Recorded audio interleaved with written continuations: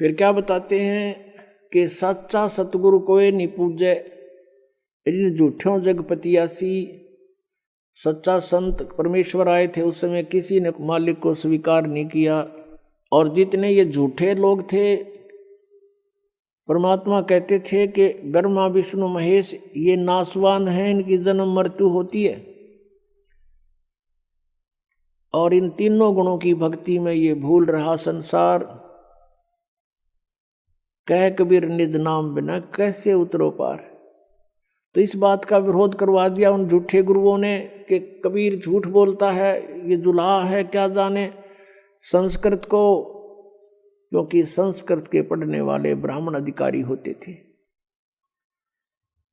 परमात्मा कहा करते थे कि सच्चा सतगुरु कोई ना पूजे, झूठों जगपतियासी। इन झूठों पर विश्वास किए बैठे हैं, और अंधे की बाँ पकड़ रहा अंधा। इनके गुरु भी अंधे और अनुयायी तो अंधे होते ही हैं, वो गुरु जी के अनुसरण करते हैं। अंधे की बाँ गई अंधे ने मारे कौन बतासी। अपने आत्माओं, हमारा पवित्र हिंदू धर्म में जन्म हुआ, और हम श्री राम, श्री कृष्ण, विष्णु और भगवान शंकर को, जैसा लोक वेद हमने इनकी कथा सुन रखी थी, इनके बारे में सर्वेश्वर मानते थे, सर्व पाप नाशक जानते थे, समर्थ शक्ति मानते थे, सारे ब्रह्मांडों का रचनहार मानते थे, अजन्मा मानते थे। तो किन्होंने बताया? नकली गुरुओं ने, अंधे गुरुओं ने, जिन्हें वो स्वयं भी अंधे थे, हमें भी हाथ पकड़ दिया कि हमें सब कुछ दिखाई देता, जो हमारे पीछे पीछे। जबकि उनकी जीवनी में लिखा है कि ब्रह्मा विष्णु महेश नासवान है। पुणात्माओं, ये कंसेप्ट क्लियर करना अति आवश्यक हो जाता है, क्योंकि ये बहुत बड़ा अज्ञान हो गया है, और इस अज्ञान का नाश करने के लिए जरा सा भी कोई लूज पॉइंट रह गया तो जीव समझ नहीं सकेगा, और नकलियों का दाव लग जाएगा। देखो ब्रह्मा विष्णु महेश को ये तो नासवान बताता है, और भी ये प्रमाण दिखा दूंगा, आप पे चुप कर दोगे उनको कि देखो ये तो पुराणों में लिखा है, क्या ये अपने आप बता रहे हैं? तो वो दुष्ट जो अभी तक आग लगाते आए हैं समाज में, उनकी दाल निकलेगी। पुणात्मा, दास को इन सदग्रंथों की, जैसे वेदों, गीता और पुराणों की कति आवश्यकता नहीं, क्योंकि जो ज्ञान दास को मिला है वो तत्व ज्ञान है, वो सूक्ष्म ज्ञान है। और कहते हैं ये चारों वेद सूक्ष्म वेद के पूता, वो सूक्ष्म वेद के पुत्र हैं ये, यानी पूर्ण कंप्लीट ज्ञान तो उसके अंदर है। बाकी वेदों में इनकम्प्लीट नॉलेज है बिल्कुल सही जितना लिखा है, लेकिन अधूरा है। जैसे मैट्रिक का सिलेबस होता है, वो गलत नहीं होता, लेकिन वो MA BA PhD का नहीं होता, और PhD MA वाले में नीचे का भी सारा ही कुछ होता है। लेकिन ये सदग्रंथ आपके लिए रखता है ये दास। ये मेरी लालटन है अंधे वाली। एक अंधा व्यक्ति रात्रि के समय चला जा रहा था खेतों में, जंगल में। आगे से बच्चे आ रहे थे शोर मचाते हुए, उछल कूद करते हुए। उस अंधे सूरदास ने कहा, बच्चा देखना देखना भाई, मैं अंधा हूं, ध्यान से चलना बेटा। और लालटन ले रखी हाथ में जगती हुई। उन्होंने पूछा कि बाबा सचमुच आप अंधे हो? वो चारों तरफ घूम गए, हाँ बेटा मैं अंधा हूं। फिर लैंप किस लिए ले रखा आपने? कि तुम आंखों वालों के लिए कहीं मेरे में टक्कर मार दो, बुढ़े दे ही तोड़ दो, 20 रोशनी में तुम मुझसे टल जाओ एक तरफ से, मुझे ना कोई हानि पहुंचा जाओ, अंधेरे में दो खेत है। इसलिए ये लालटेन आपके लिए रखिए बेटा, आंखों वालों के लिए। तो ये जो सदग्रंथ दास दिखाता, ये मेरी लालटेन है, लैंप है ये, ताकि आपको कोई भ्रमित ना कर दे कि रामपाल तो झूठ बोल रहा है और ब्रह्मा विष्णु महेश की इंसल्ट करता है। दास तो केवल सदग्रंथों को आपके रूबरू करता है, उनको पढ़ कर सुनाता है, अपनी तरफ से एक शब्द नहीं बोलता। आउट ऑफ सिलेबस दास एक अक्षर भी नहीं बोलता कभी, और वो सारा आउट ऑफ सिलेबस पढ़ा के हमने वो अच्छे लगे।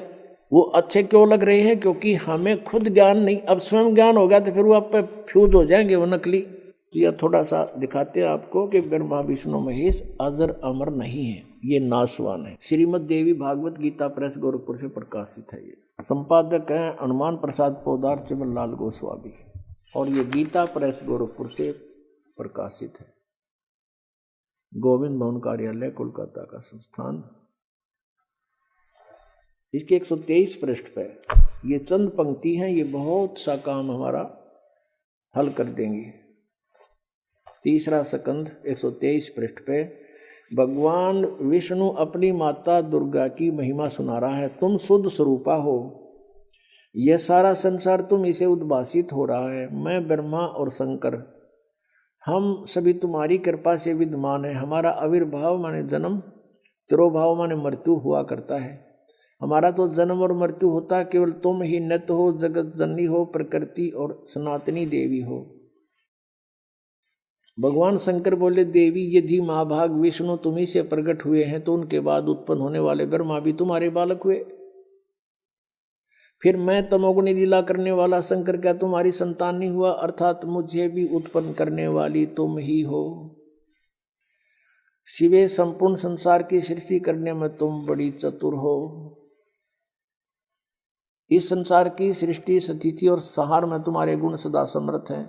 उन्हीं तीनों गुणों से उत्पन्न हम रजगुण ब्रह्मा, सतगुण विष्णु, तमगुण शिव जी, ब्रह्मा विष्णु शंकर नियमानुसार कार्य में तत्पर रहते हैं। अपने आत्माओं, इस पवित्र पुराण ने ये चंद पंक्तियों ने 4-5 कंसेप्ट क्लियर कर दिए। एक तो ये स्पष्ट हो गया कि ब्रह्मा विष्णु महेश नासवान है, इनकी जन्म मृत्यु होती है। दूसरा ये हो गया कि दुर्गा इनकी माता है। तीसरा ये हो गया कि रजगुण ब्रह्मा, सतगुण विष्णु, तमगुण शिव जी। और चौथा ये हो गया कि ब्रह्मा विष्णु महेश केवल नियमित कार्य ही कर सकते हैं। जो आपके भाग्य में लिखा है, दुख है तो दुख आपको दिला देंगे, और आप में सुख है तो आपके भाग्य में मिल जाएगा। इसमें कोई परिवर्तन ये कर नहीं सकते। और इसमें 5वां ये भी क्लियर हो गया कि प्रकृति दुर्गा को कहते हैं। गीता जी अध्याय नंबर 7 में 2, 3, 4 इन श्लोकों में लिखा है कि 2 प्रकृति हैं। एक तो ये 5 तत्व, और फिर ये मन, अहंकार, बुद्धि आदि, ये 8 मिलाकर एक प्रकृति। ये तो जड़ प्रकृति है। एक ये दुर्गा है, चेतन प्रकृति। तो कहने का भाव ये है कि परमात्मा पहले यही बताया करते थे कि ये नासवान है, इनकी पूजा से कोई लाभ आपको नहीं होगा। ये भी जन्म मृत्यु के रोग से ग्रस्त हैं। अब इनका कैसे जन्म मृत्यु होता है? ब्रह्मा जी की आयु कैलकुलेट करते हैं। ब्रह्मा जी का एक दिन 1000 चतुर्युग का होता है। इतनी ही रात्रि होती है। एक चतुर्युग में कितना समय होता है, कितने वर्ष होते हैं? हमारे 43,20,000 वर्ष होते हैं। सतयुग, त्रेता, द्वापर, कलयुग। अब जैसे कलयुग का जो समय है 4,64,000, इससे दुगना है द्वापर का, 3 गुना त्रेता का, और 4 गुना इससे सतयुग का समय है। तो कुल मिलाकर ये 43,20,000 वर्ष बन जाते हैं। और ऐसे 1000 चतुर्युग का दिन, इतनी रात्रि, और 30 दिन रात का 1 महीना, और 12 महीने का 1 वर्ष, ऐसे बना हुआ। ऐसे 100 वर्ष की आयु है ब्रह्मा जी की। इससे 7 गुना अधिक है विष्णु जी की, यानी 700 वर्ष। और विष्णु जी से 7 गुना भगवान शिव की, शंकर की, यानी 4900 वर्ष, ऐसे बने हुए वर्ष। और फिर भी इनकी मृत्यु। और जब 70,000 बार ये शिव मर लेगा, शिव जो ब्रह्मा से 49 गुना ज्यादा आयु रखता है, 70,000 बार ये मर लेगा, 70,000 बार, तब एक ब्रह्मांड का विनाश होगा। अब ये काल कहाँ रहता है? इस ब्रह्मांड के सुन शिखर में, ऊपर के सबसे टॉप मोस्ट प्लेस जो इस ब्रह्मांड का है, वहाँ ये अलग से रहता है, अपना गुप्त रहता है। और वहाँ से जब नीचे आता है तो अपने पुत्रों का रूप बनाता है। कभी ब्रह्मा का रूप बना लिया, कभी विष्णु का, कभी शिव का। तो यह वहाँ रहता है। जब 70,000 बार यू त्रिलोक की शिव मर लेगा, तमोगुण शिव, तब एक ब्रह्मांड का विनाश होगा। और ये ब्रह्म, इस ब्रह्म को सरपुरुष भी कहते हैं। सरपुरुष, सरब्रह्म। गीता जी अध्याय नंबर 15 के श्लोक नंबर 16 में सरपुरुष और अक्षर पुरुष, ये दो प्रभु बताए, दो स्वामी, और इनके तथा इनके अंतर्गत जितने भी जीव हैं उनके सबके स्थूल शरीर नाशवान है। जीव नाशवान है, जीवात्मा नहीं मरती। सब प्राणी नाशवान है, जीवात्मा नहीं मरती। वो तो सबके नहीं मरती, कुत्ते को देख के भी अमर है। और उधर से फिर 17वें श्लोक में कहा, 15वें अध्याय के गीता जी में, कि उत्तम पुरुष है तू अन्य परमात्मा इति उदाहरते है। वो वास्तव में परमात्मा तो इन दोनों से अलग है, सरपुरुष और अक्षर पुरुष से। उसी को भगवान कहते हैं। परमात्मा माने भगवान। भगवान का अर्थ होता है जो केवल सुख दे, दुख ना दे, उसको परमात्मा कहते हैं। और फिर कहा कि वही तीनों लोकों में प्रवेश करके सबका धारण पोषण करता है, वो है अब अविनाशी भगवान। अब जैसे गीता जी अध्याय नंबर 4 के श्लोक नंबर 5 और 9 में, अध्याय नंबर 2 के श्लोक 12 में, अध्याय नंबर 10 के श्लोक नंबर 2 में, ये गीता ज्ञानदाता श्री कृष्ण में प्रवेश करके बोल रहा है। ये सरपुरुष ब्रह्म ये कहता है कि अर्जुन, तेरे और मेरे बहुत जन्म हो चुके हैं, तू नहीं जानता, मैं जानता हूं। मेरे जन्म और कर्म अलौकिक हैं। इसके जन्म कैसे अलौकिक है और कर्म कैसे अलौकिक है? इसके जन्म ऐसे अलौकिक हैं जैसे मृत्यु होगी, एक ब्रह्मांड का विनाश हुआ, सभी प्राणियों का नाश हुआ, सभी तत्व आपस में बिल्कुल इसमें आग लग जाएगी एक ब्रह्मांड में, और इसमें कण कण धूल धूल हो जाएगी।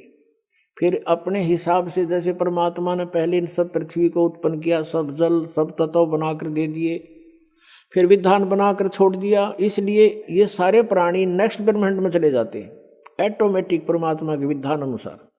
और उसमें दुर्गा की भी मृत्यु होती है और ब्रह्म इस काल की भी मृत्यु हो जाती है, जब 70,000 बार युग काल का पुत्र शिव मर लेगा। और ये एक युग होता है किसका? अक्षर पुरुष का। ये एक युग हो गया अक्षर पुरुष का।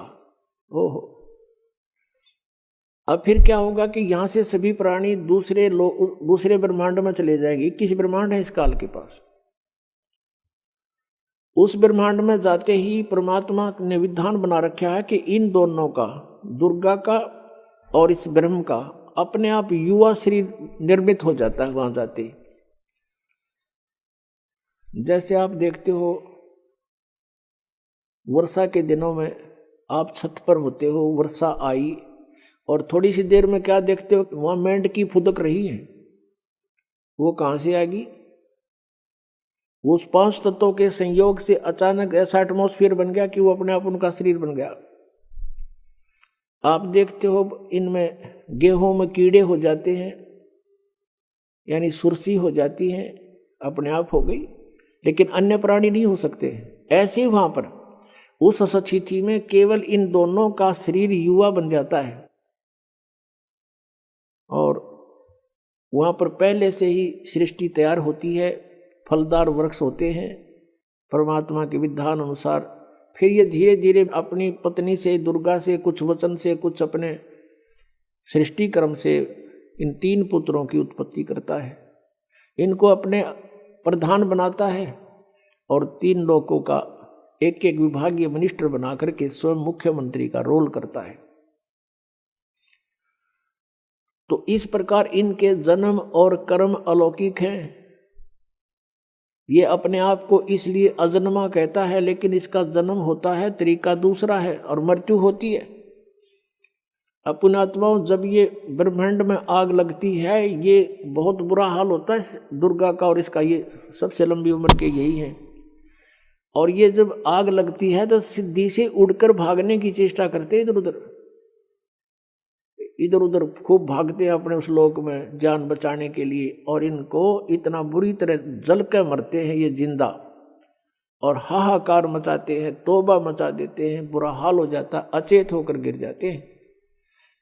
जब ये पूरा ब्रह्मांड का नाश हो जाता है, ये ऑटोमेटिकली सभी प्राणी वहां जाते हैं, फिर ये युवा अवस्था में आ जाते हैं। जैसे हम माँ के गर्भ में कितने पीड़ित थे, और पहले ना जाने कौन से जन्म में कितना कष्ट भोग कर हमारी मृत्यु हुई थी, वो हमें आज याद नहीं, फिर मकवाद वहीं जो की तो ऐसा ही इसके साथ बनता है। अब ये एक युग हो गया अक्षर पुरुष का, जब एक ब्रह्मांड का नाश और काल ब्रह्म की मृत्यु का समय। तो ऐसे 1000 युग का दिन, ऐसे 1000 युग का इस अक्षर पुरुष का दिन और इतनी ही रात्रि। ओ तेरा गजब हो गया। कैलकुलेशन भूल जाओ, 43,20,000 ने साथ रखे थे, वो तो चतुर्युग छोड़ दिया। फिर युग ऐसे शुरू हो गए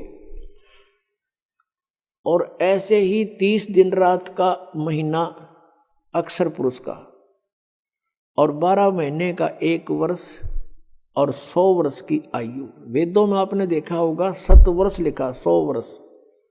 तो सबकी 100 वर्ष कैलकुलेटेड है, लेकिन उनके वर्ष बहुत लंबे चौड़े हैं।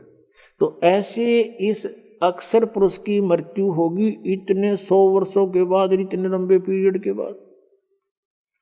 और इसलिए इसको अक्षर पुरुष कह दिया, क्योंकि ये काफी चिरस्थायी है, बहुत लंबे समय तक रहता है इसलिए। लेकिन ये भी नाशवान है, परमात्मा कहते हैं।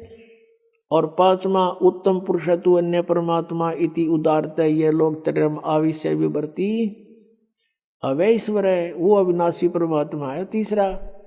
तीसरा कौन है? गीता जी अध्याय नंबर 7 के श्लोक नंबर 29 में अर्जुन से कहा काल ने कि जो व्यक्ति तत्ब्रह्म से परिचित है, सारे अध्यात्म ज्ञान से परिचित है, सब कर्मों से परिचित है, वो केवल जरा और मरण से ही छूटने का प्रयत्न करते, उसे मोक्ष चाहते। अर्जुन ने 8वें अध्याय के प्रथम मंत्र में पूछा, फिर किम तत्ब्रह्म, वो तत्ब्रह्म कौन है? 8वें अध्याय के 3रे श्लोक में उत्तर दिया काल ने, ब्रह्म गीता ज्ञानदाता ने, कि वो परम अक्षर ब्रह्म है। अपने जन्म कर्म और इसने बता दिया मेरी भी जन्म मृत्यु होती है अर्जुन, तेरी भी होगी। मेरी साधना करेगा तो भी तेरी जन्म मृत्यु और मेरी भी रहेगी, हम स्थायी नहीं हो सकते। और जब तक जन्म मृत्यु समाप्त नहीं होगी शांति नहीं हो सकती। 18वें अध्याय के 62वें श्लोक में कहा कि अर्जुन तू सर्वभाव से उस परमेश्वर की शरण में जा, उसकी कृपा से ही तू परम शांति को और सनातन परम धाम को प्राप्त होगा। गीता जी अध्याय नंबर 15 के श्लोक 1 से 4 में कहा कि उल्टा लटका हुआ संसार रूपी वृक्ष है, ऊपर को जड़, इसकी मूल तो समझो परम अक्षर ब्रह्म है, और नीचे को तीनों गुण रजगुण ब्रह्मा सतगुण विष्णु तमगुण शिवजी रूपी शाखाएं हैं। बीच में तना और मोटी डार जो है, सरपुरुष तो तना है, अक्षर पुरुष मोटी डार है, तीनों देवा शाखा है, ये 5 रूप संसार। परमात्मा ने बताया था अक्षर पुरुष एक पेड़ है, सरपुरुष वा की डार और तीनों देवा शाखा है, ये 5 रूप संसार, और मूल वो स्वयं है। तो गीता जी अध्याय नंबर 15 के श्लोक 1 में बताया है कि जो उल्टे लटके हुए संसार रूपी वृक्ष के सभी विभागों को, छंदों को जानता है, सवेदवित, वो तत्वदर्शी संत है। गीता जी अध्याय नंबर 4 के श्लोक 32 में कहा है कि सभी यज्ञों धार्मिक अनुष्ठानों की जानकारी विस्तार के साथ सच्चिदानंद घन ब्रह्म की वाणी में ब्रह्मणे मुखे यानी सच्चिदानंद घन ब्रह्म से मुख से उच्चरित वाणी में लिखी हुई है, वो है तत्व ज्ञान। उसमें सब विस्तार के साथ बताया गया, सारा डिटेल से। वो तत्व ज्ञान है। 4 अध्याय के 34वें श्लोक में कहा कि अर्जुन उस तत्व ज्ञान को जो परमात्मा ने स्वयं आकर बोला है, उसको किसी तत्वदर्शी संत के पास जाकर समझ, फिर वो तत्वदर्शी संत तुझे उस परमात्मा का ज्ञान करावेंगे। तो गीता जी अध्याय नंबर 15 के श्लोक 1 में कहा कि जो इस उल्टे लटके हुए संसार रूपी वृक्ष के सभी विभाग बता देगा, स वेदवित, वो वेद के तात्पर्य को जानने वाला है, अर्थात वो तत्वदर्शी संत है। तो ये परमात्मा स्वयं ही आते हैं, तुम साहेब तुम संत हो, तुम सतगुरु तुम हंस, और गरीबदास तुम रूप बिना और न दूजा अंश। अनंत कोट ब्रह्मांड का एक रति नहीं बाहर, सतगुरु पुरुष कबीर हैं कुल के सृजनहार। सतगुरु और पुरुष, पुरुष माने परमेश्वर और सतगुरु माने तत्व ज्ञान बताने वाले। अगर तत्व ज्ञान बताने वाले सतगुरु हैं तो भी कबीर जी, और परमेश्वर है तो भी कबीर जी। तो वो परमात्मा स्वयं ही आकर अपनी महिमा बताता है। अक्षर पुरुष एक पेड़ है, निरंजन वा की डार, तीनों देवा शाखा, समझो 5 रूप संसार। गीता जी अध्याय नंबर 15 के श्लोक 4 में कहा कि और उसके पश्चात 3-4 में कहा है कि जब तत्वदर्शी संत मिल जावे उसके पश्चात इस अज्ञान रूप अंधकार को तत्व ज्ञान रूपी शस्त्र से काट कर यानी समझकर उसके पश्चात परमेश्वर के उस परम पद की खोज करनी चाहिए, जहां जाने के बाद साधक फिर लौटकर कभी संसार में नहीं आता। और गीता ज्ञानदाता इसलिए कहता 18वें अध्याय के 62वें श्लोक में कि अर्जुन तू सर्वभाव से उस परमेश्वर की शरण में जा, परम अक्षर ब्रह्म की शरण में जा, वो वास्तव में अविनाशी है, उससे तुझे सनातन परम धाम प्राप्त होगा, परम शांति होगी। सनातन परम धाम शाश्वत स्थानम, सदा रहने वाला, जिसका कभी नाश नहीं होता। इसलिए गीता जी अध्याय नंबर 7 के श्लोक 18 में कहा कि ये ज्ञानी आत्मा है तो अच्छी नेक आत्मा है, उदार आत्मा है, लेकिन ये मेरे वाली घटिया अनुत्तम गति में ही सीमित है, सचित है। इनको तत्वदर्शी संत नहीं मिला, तत्व ज्ञान प्राप्त नहीं हुआ। ओम नाम के जाप से गीता जी अध्याय नंबर 8 के श्लोक नंबर 13 में कहा कि अर्जुन ओम इति एक अक्षरम ब्रह्म व्यवहारण माम अनुस्मरण ये प्रियाति तदम देहम सयाति परमाम गतिम। मुझ ब्रह्म का केवल एक ओम मंत्र है और नथिंग एल्स, ये एक अक्षर है, और जो अंतिम समय तक उच्चारण करता हुआ इसका शरीर त्याग कर जाता है तो मेरे वाली परम गति को प्राप्त होता है। ओम से कौन सी परम गति है? ब्रह्मलोक प्राप्ति, ब्रह्म प्राप्ति, ब्रह्मलोक प्राप्ति। ब्रह्मलोक में गए हुए प्राणी भी जन्म मृत्यु में है। तो यहाँ कहता 7वें अध्याय के 18वें श्लोक में कि ये उद्धार आत्मा है तो समर्पित मेरे पे, पर मेरे वाली अनुत्तम घटिया गति में सचित है। और अनुवादकर्ताओं ने, नकलियों ने कर रखा अनुत्तम का अर्थ अति उत्तम। तभी तो मालिक ने बता अंधे की बाँ गही अंधे ने, हमारे कौन बतासी। 17वें अध्याय के 23वें श्लोक में कहता हूँ सच्चिदानंद घन ब्रह्म की साधना का ओम तत्सत इति निर्देश ब्रह्मण त्रिविध समर्थ है। उस सच्चिदानंद घन ब्रह्म के पास जाने का, पूर्ण मोक्ष प्राप्त करने का, उसको पाने का 3 मंत्र की साधना है। ओम तत्सर पुरुष का, तत् ये सांकेत है, ये अक्षर पुरुष का मंत्र है, और सत भी सांकेतिक है, ये परम अक्षर ब्रह्म का, परम अक्षर पुरुष का मंत्र है। इन तीनों की मजदूरी करने से, साधना करने से, कमाई करने से, भक्ति की शक्ति से हम सतलोक जाएंगे। गीता जी अध्याय नंबर 8 के श्लोक नंबर 5 और 7 में गीता ज्ञानदाता कहता अर्जुन यदि मेरी शरण में रहना है तो युद्ध भी करना पड़ेगा और भजन भी कर, मुझे प्राप्त होगा, नो डाउट। अब अपने प्राप्ति बता रहा है कि मेरी भी प्राप्ति होगी इस ओम मंत्र से, ओनली 1 मंत्र, 8वें अध्याय के 13वें श्लोक में। और कहता युद्ध भी करना पड़ेगा, यहाँ शांति नाम की चीज नहीं, परम शांति चाहिए तो उसकी शरण में जा। 8वें अध्याय के 8, 9, 10 3 मंत्रों में कंटिन्यूस बताया है कि उस सच्चिदानंद घन ब्रह्म की जो साधना करता है उस तत्वदर्शी संत के बताए अनुसार उस मंत्र से, तो भक्ति की शक्ति से यानी उस मंत्र के जाप की कमाई से उस परमेश्वर के पास चला जाएगा।